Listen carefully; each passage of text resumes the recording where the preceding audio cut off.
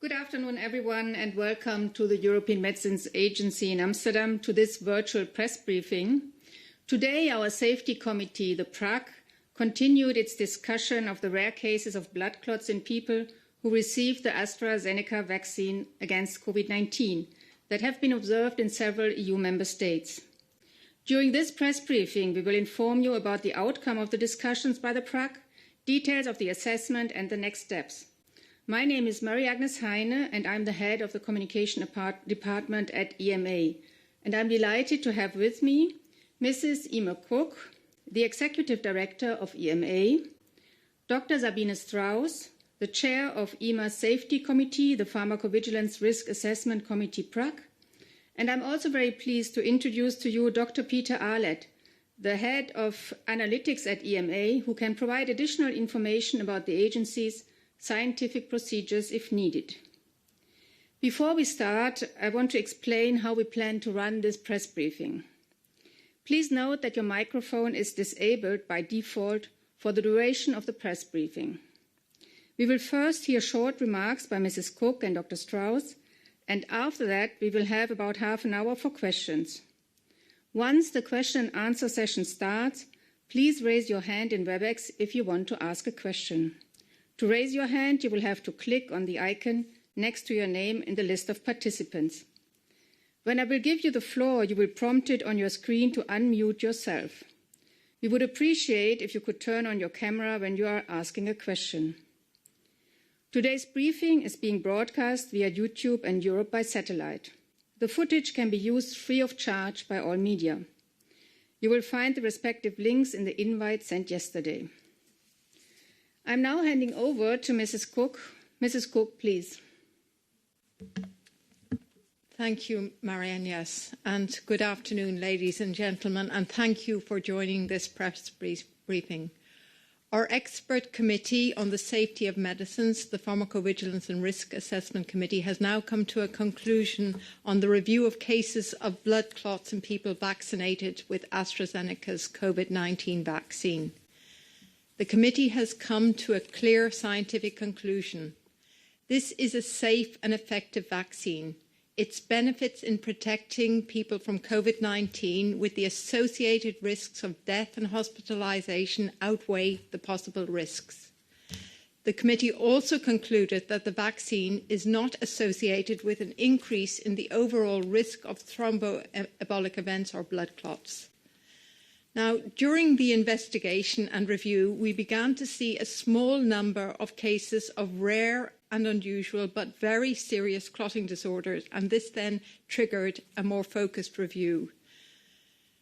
Based on the evidence available and after days of in-depth analysis of lab results, clinical reports, autopsy reports and further information from the clinical trials, we still cannot rule out definitively a link between these cases and the vaccine. What the committee has therefore recommended is to raise awareness of these possible risks, making sure that they're included in the product information.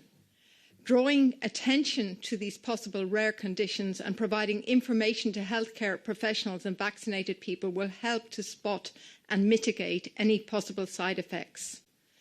We're also launching additional investigations to understand more about these rare cases, and we're conducting targeted observational studies. About 7 million people have now been vaccinated in the EU with the AstraZeneca vaccine, and 11 million have been vaccinated in the UK, and there is increasing use of this vaccine in other countries. It remains very important that all side effects are closely monitored and reported so that we can evaluate them and see if there's any need to update the information and warnings about possible risks. Dr. Strauss will explain the committee's evaluation in more detail, but I want to reiterate that our scientific position is that this vaccine is a safe and effective option to protect citizens against COVID-19. It demonstrated that at least 60% efficacy in clinical trials in preventing coronavirus disease, and in fact the real-world evidence suggests that the effectiveness could be even higher than that. We're very much aware that some member states have paused vaccinations waiting for EMA's outcome of a review.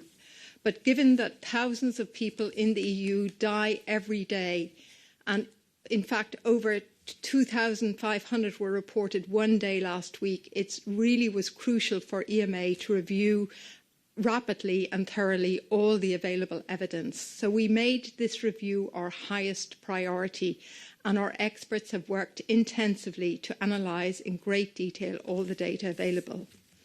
We have mobilised European experts in the field of thrombosis and blood disorders to investigate, and we've worked closely with other health authorities across the world, including with the UK's MHRA. The scientific conclusions adopted today provide Member States with the information they need to take an informed decision regarding the use of the AstraZeneca vaccine in their vaccination campaigns. Before I hand over to Dr. Strauss, I would like to highlight that a situation like the one we have just seen here is not unexpected.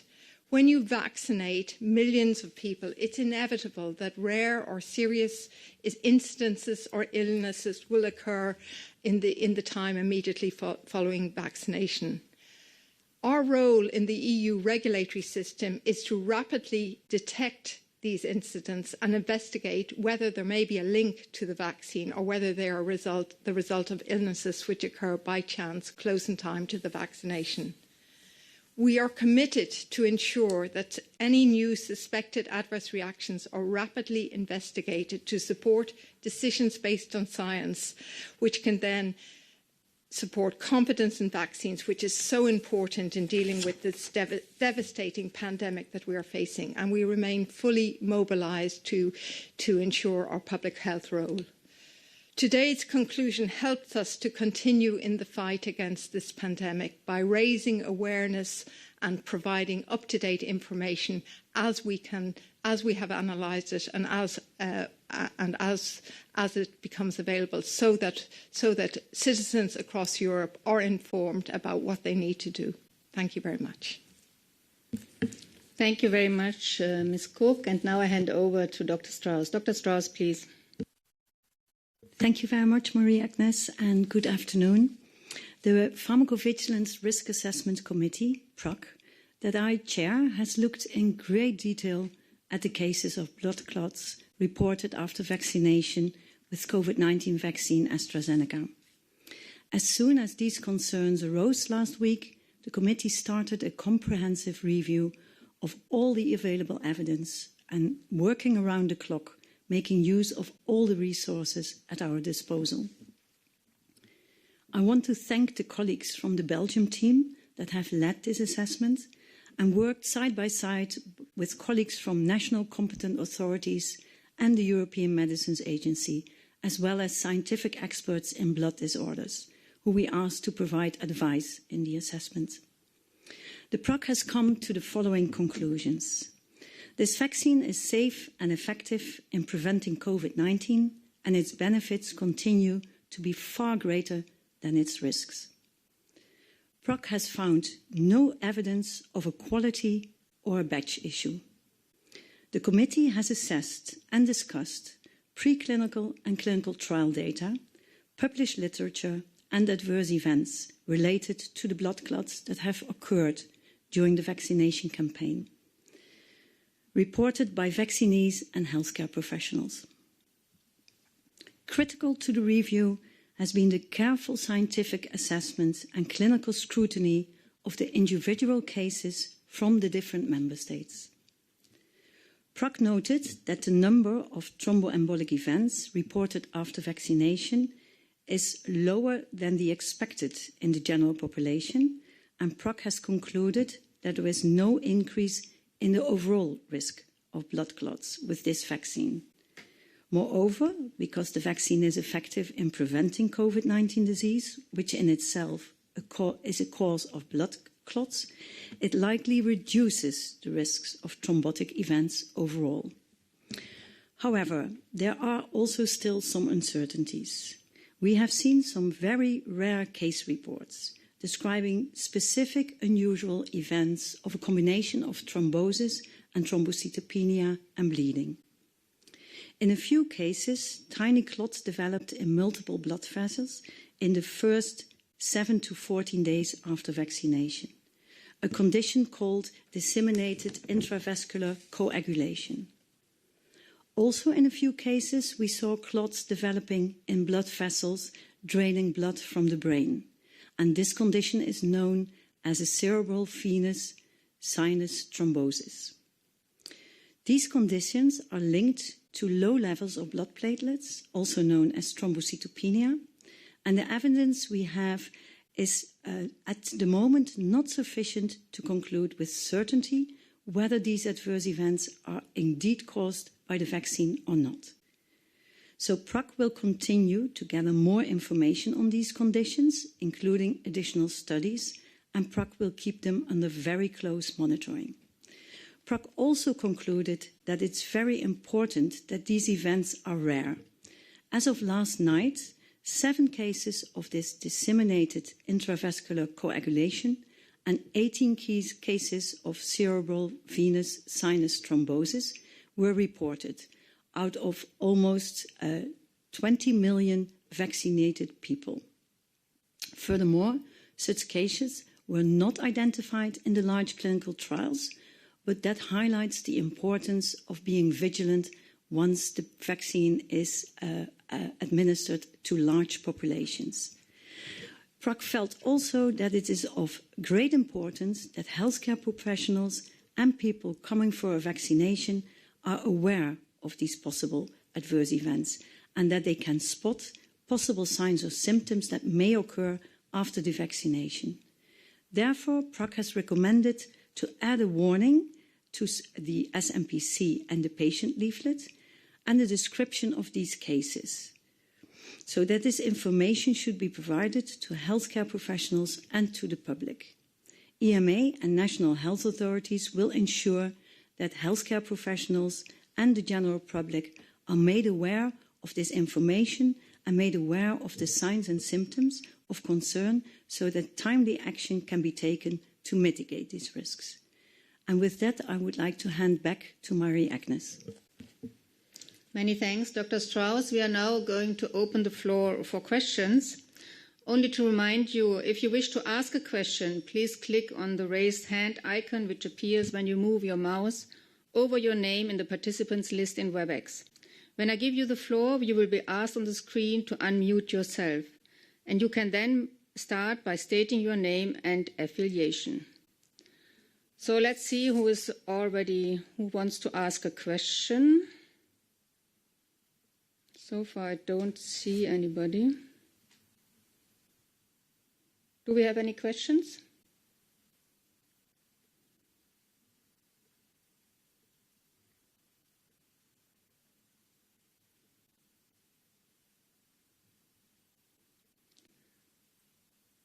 Okay, there I see Gabrielle Zagni. So please, Gabrielle, can you ask your question? Unmute yourself and start your camera, please. Okay. Hello, everybody. Gabriele Zagni, Italian TV, LA7, broadcast Piazza Pulita. Do you think that the application of the principle of precaution by more than 15 states like Germany, France, Italy, etc., risks to become a greater damage, going to undermine the trust of the population in AstraZeneca vaccine? Perhaps I can ask Mrs. Cook to respond to this question. Mrs. Cook? Yeah, thank you very much for the question. I think a lot of member states are waiting for this outcome of the safety review, and they have indicated to us that what EMA has done from a scientific perspective is very important for them to make a decision on how to continue with the vaccination. So we are delivering on that promise today, and our responsibility is to come to a conclusion as to whether or not the benefits outweigh the risks of the vaccines so that countries can make an informed decision and increase trust in the vaccine. Many thanks. So the next in line is Susie Ring from Bloomberg. Susie, please go ahead. Hi there. Could you just clarify if there is any link found between these cases and the vaccine, what further steps you may take? Would that result in another label update or any other outcome? And could you also give some specifics around what kind of a label update we might see? Is it just related to these specific conditions or general information about blood clot awareness? Many thanks, Susie. I would ask Dr. Strauss to respond to this. Sabine. Yeah, thank you. PROC has concluded that there is a proposal to update section 4.4, that it's the warning section of the summary of the product characteristics, and in addition also the patient leaflet. But because this is, of course, a very special situation, PROC is also discussing tools and means to reach out to the more general public, and also a Dear Healthcare Professional letter, which is a term to be used for information that's being sent to healthcare professionals all over Europe in order to make them aware of this additional information and to help them to mitigate the risks in case patients might suffer from these signs and symptoms. And we also highlight to all the population that's being vaccinated to what symptoms and signs they should look out for in order to be on time if they develop something that might indicate that there is blood clotting issue. Many thanks, Dr. Strauss. I now give the floor to Tom Clark from ITV. Tom, please.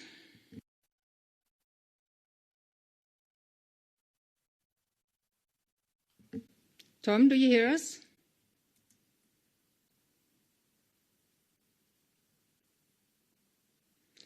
We see you, but we don't hear you.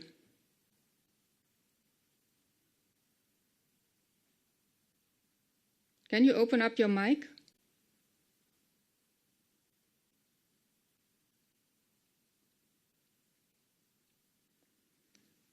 Okay, let's perhaps first take another colleague and then we come back to you, Tom, yeah, if that's fine. Okay, so I take next Joe Barnes. Joe, please.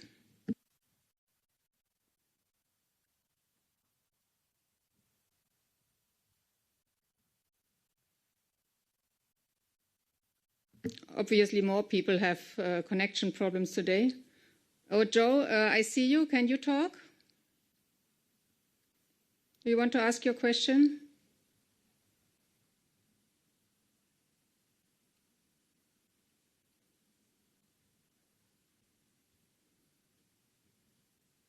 Do you hear us? Obviously, we have a connection problem here. I'm sorry for that. Because I get the message from many journalists that they don't hear us. So, no, they don't hear us. They don't hear us at all? No, obviously not. Sorry, colleagues, we are looking into the problem.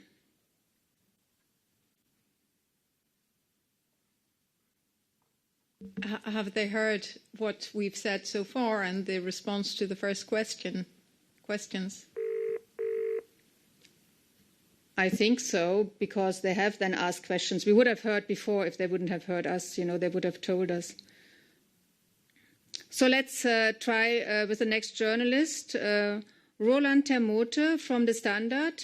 Can you hear us and can you ask your question? I can hear you, and I hope you can hear me.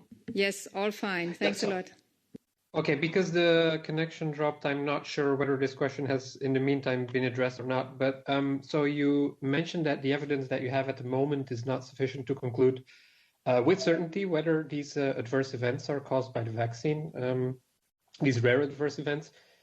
Could they be caused by something else, such as acute infection? And which other scenarios are you looking into with regards to factors that may have caused the syndromes that we've seen?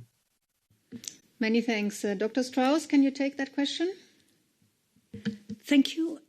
We have been discussing quite some hypotheses to see what would be an explanation for these cases.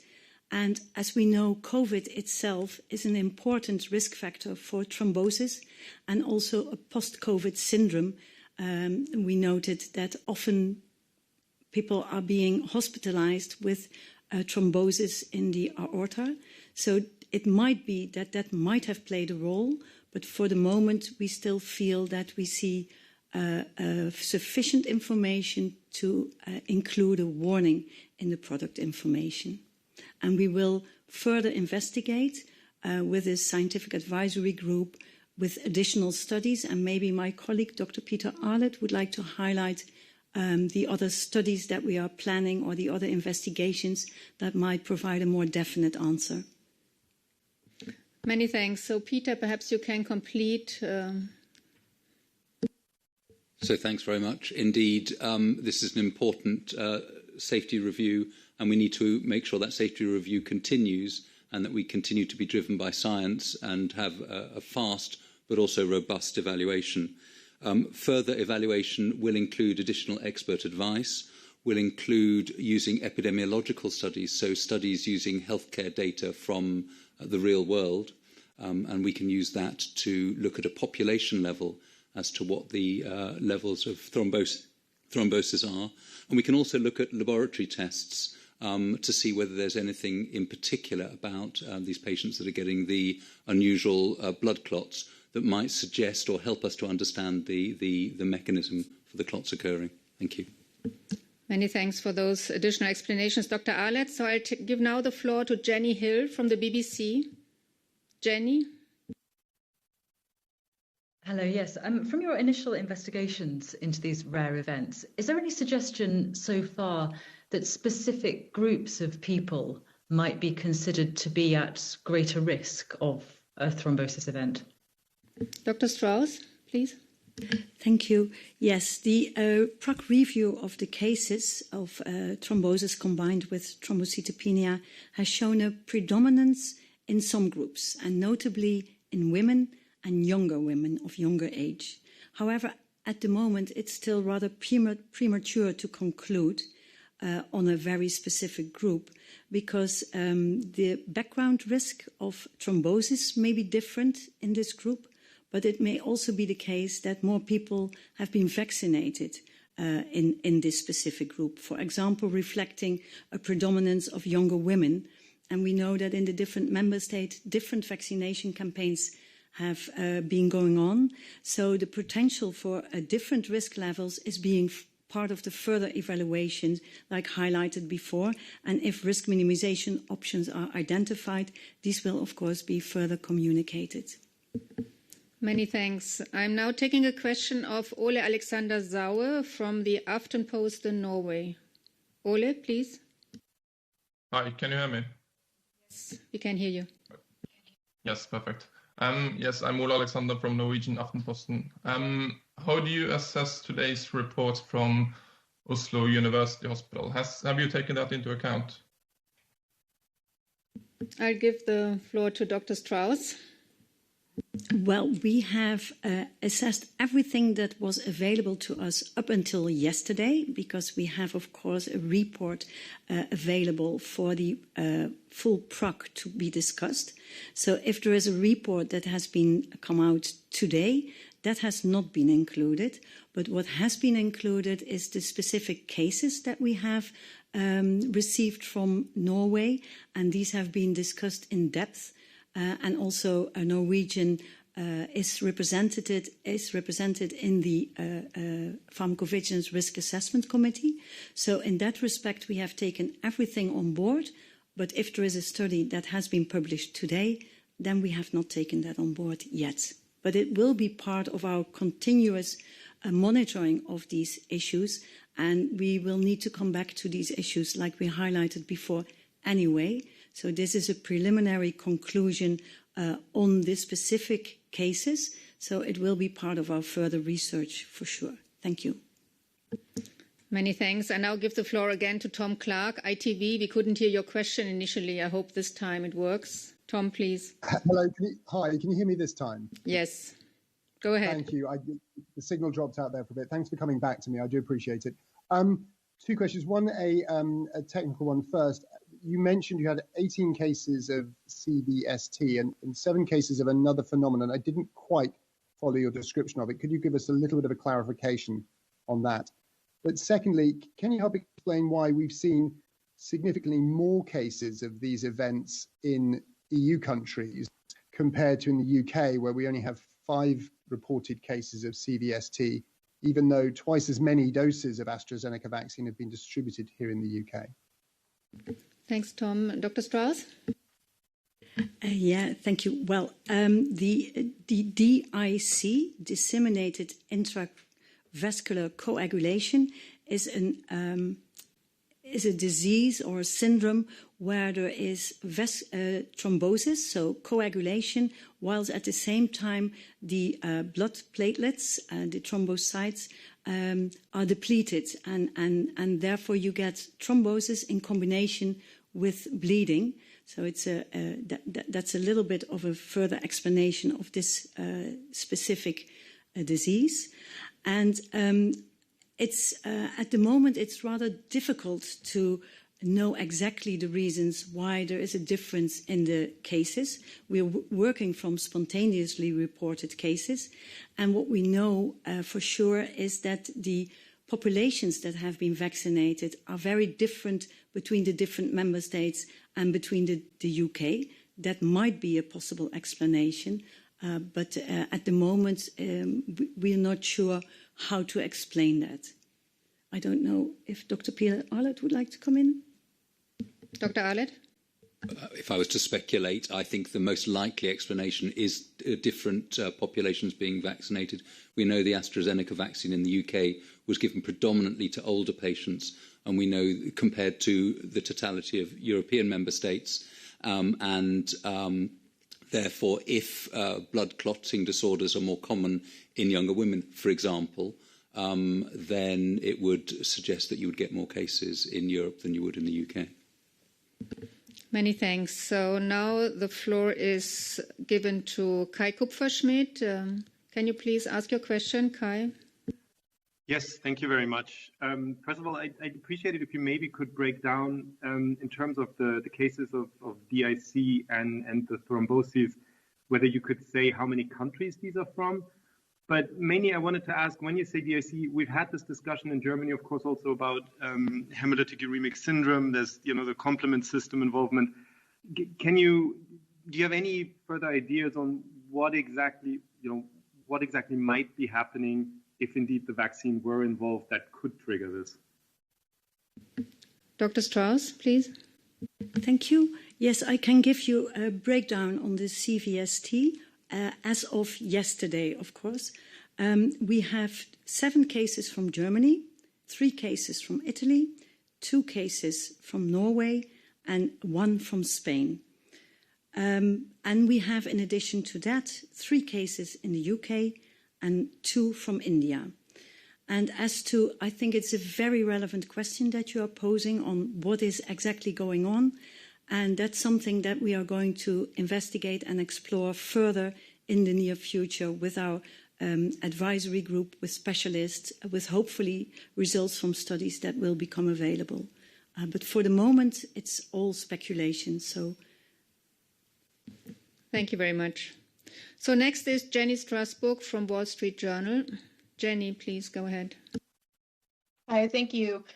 Given instances of thromboembolic events related to other vaccines, are you thinking of warning on those labels as well? And given that Ms. Cook said on Tuesday that you received more reports based on the awareness of these issues and the media around it, can you give us a breakdown of what vaccines you received more reports from? Was it mostly one or the other, or a mix of vaccines? Thank you. Dr. Strauss, and then Mrs. Cook can complement. Yes, please. Thank you. Yeah, it's what we highlighted before, and what was also highlighted is that if you're going to vaccinate a very large population of people, as we are doing now, you will always encounter certain events that occur in close temporal relationship with the vaccine.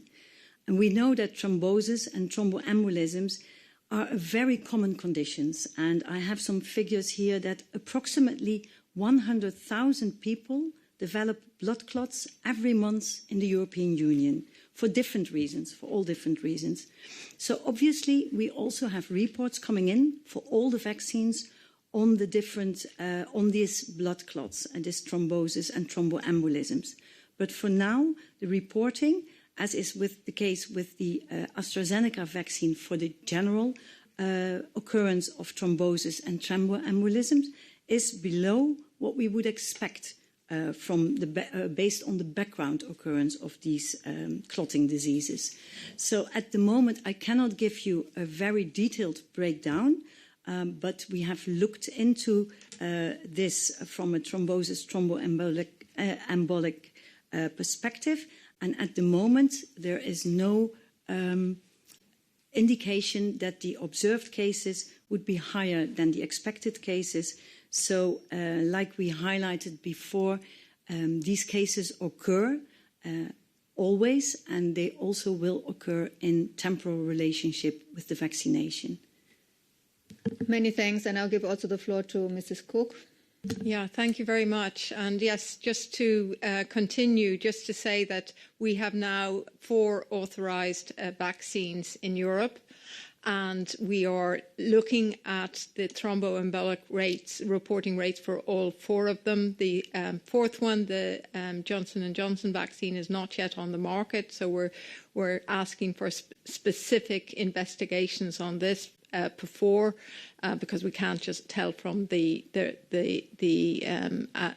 reports coming in. We're also in close contact with regulators across the world who have their own experience with different vaccines, so that one, they can alert us as to any heightened problem. So far, we haven't seen that.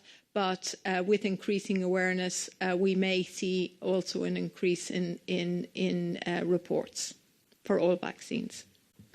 Many thanks, Mrs. Cook. So the next question comes from Verena Schmidt from the German news agency dpa. Verena, please.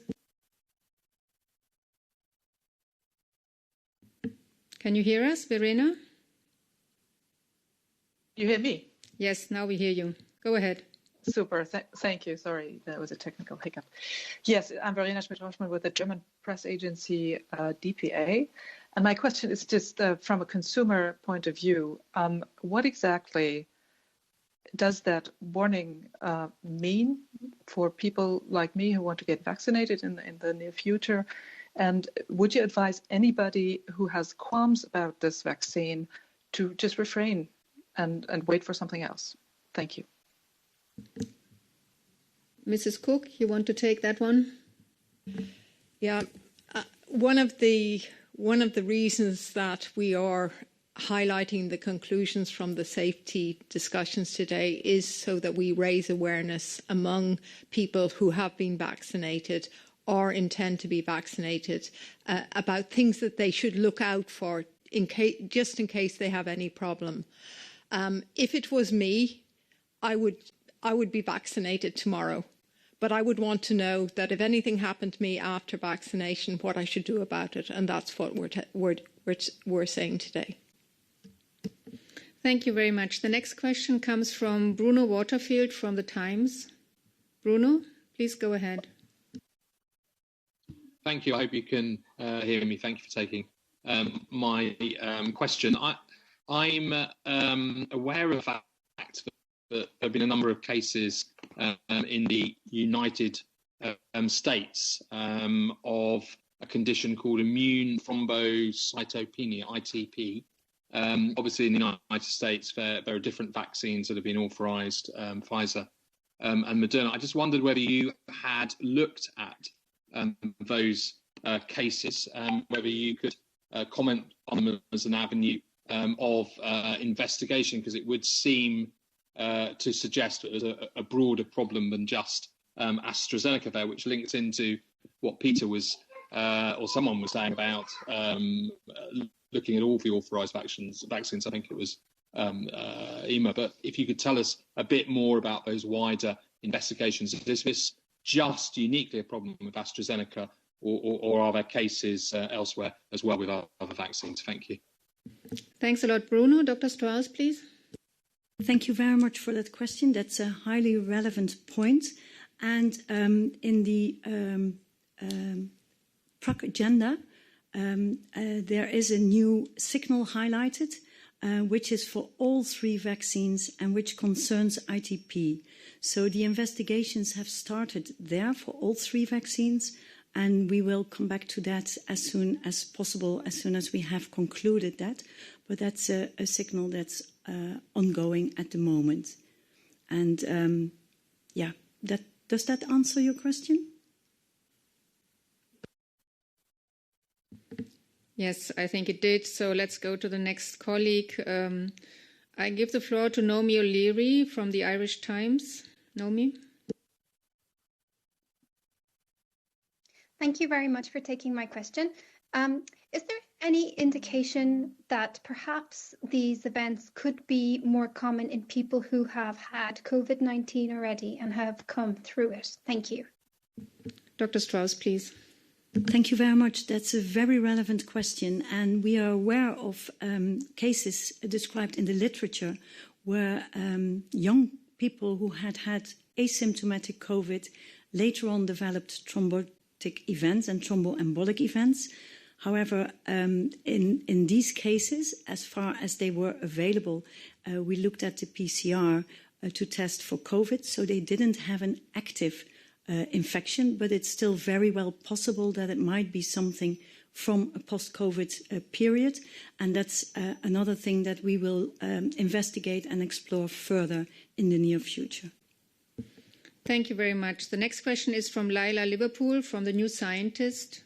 Laila, please go ahead.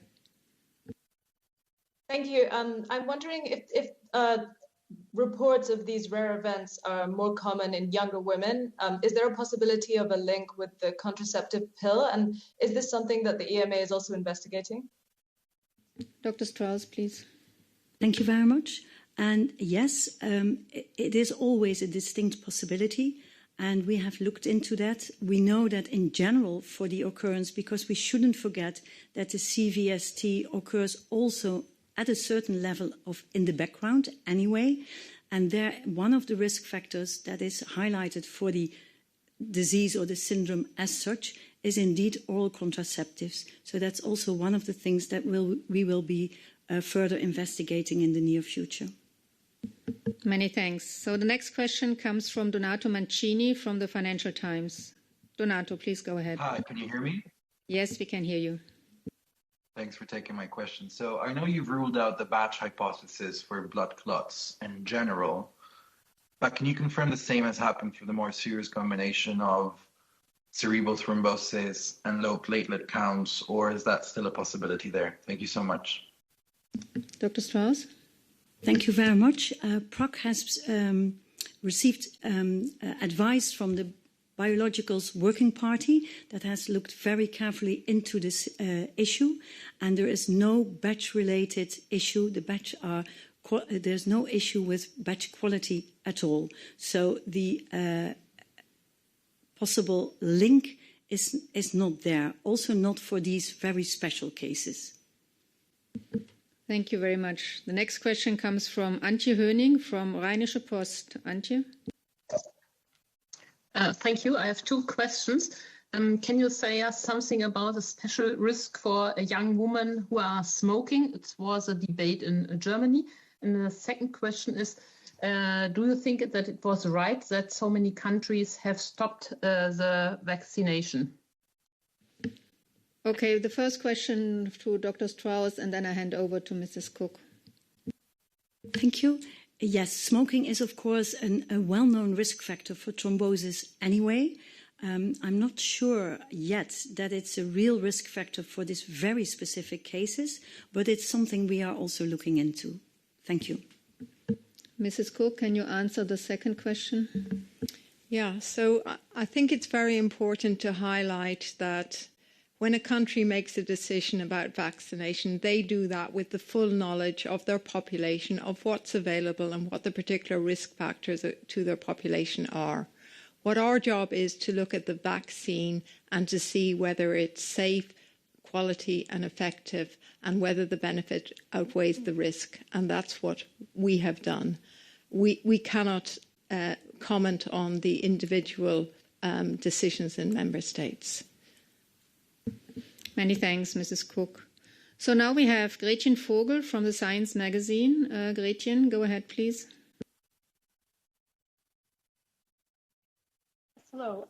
Two questions, if I may. Just a quick question about the numbers you mentioned from Norway. I had understood that there were 4 cases there, but you had mentioned... Can you speak up a bit? We don't really understand you. Yes. Can you speak up a bit? Sorry. Much better, I think. Yeah, thank you. Better? Much better. Okay. First, a brief question about Norway. You mentioned 2 cases of the stroke. I understood that there were 4 cases that they were looking at. Sorry, you're still breaking up. Ben, Perhaps you need to give us your question in the chat. We are going then to read it because you're breaking off. We can't really understand it. I can do that. Yeah, thank you very much. Thanks a lot. I will do that. Thank you. So I give the floor now to Kate Powling from Good Morning Britain. Kate, please.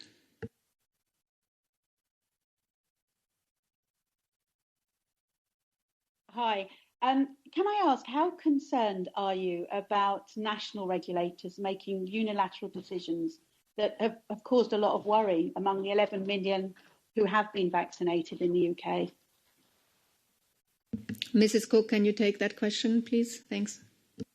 Yeah, I think it's very, very important that the national authorities have the right scientific basis on which to make their decisions, but they make their decisions in the context of the knowledge of their population on what vaccines they have available, on what specific risks they have identified, and what their vaccination campaigns have been.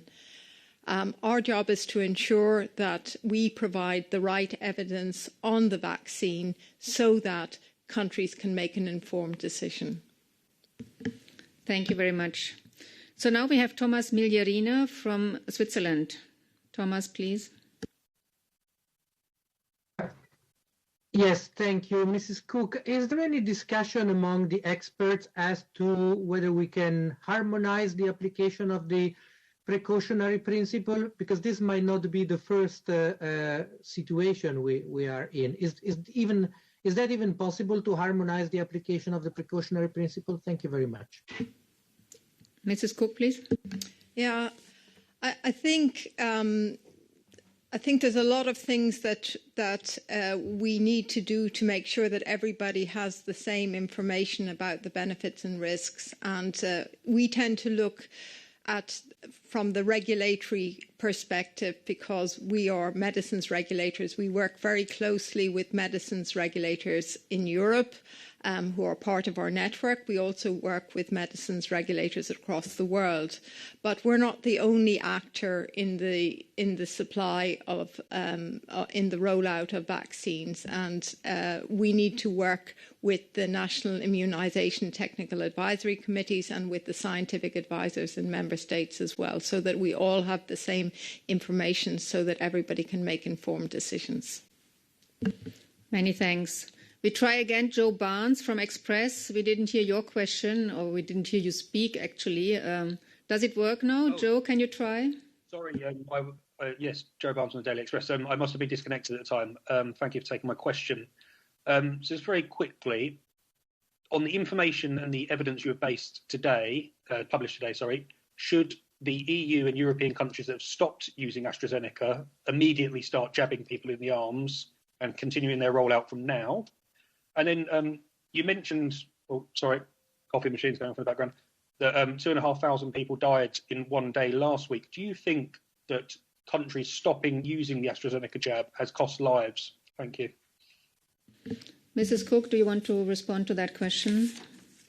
Yes, I think we just have to continually remind ourselves of what a difficult situation we are in. This pandemic is causing lives.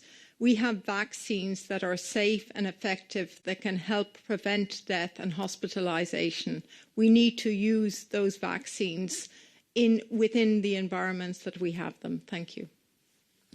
Okay, many thanks, Mrs. Cook. I now have a follow-up question from Gretchen Vogel. She was from the German press agency. So she wants to clarify the numbers from Norway, Dr. Strauss. Earlier you said there were 2, but Norwegian officials have mentioned 4.